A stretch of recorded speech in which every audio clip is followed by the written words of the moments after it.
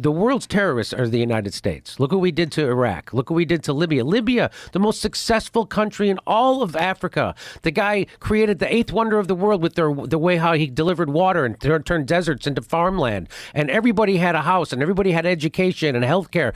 And we turned it into a failed state run by terrorists with open slave markets. Who did that? Barack Obama and Hillary Clinton did that. And they'll never have to pay a price for that. Barack Obama, the most he'll do is go, "Yep, that was a mistake."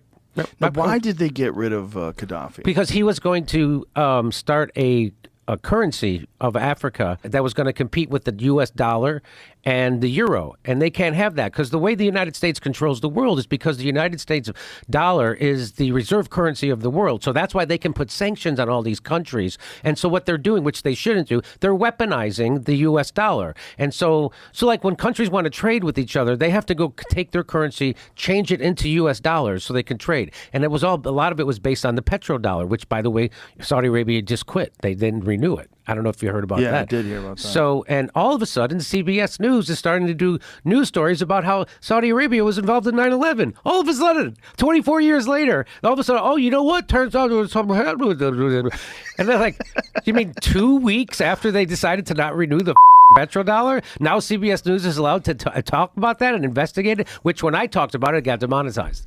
But anyway, that's why, because Gaddafi was doing that. He was going to set up a currency for all of Africa, and it was going to be based on, have a gold standard. And so they're like, no, you're not.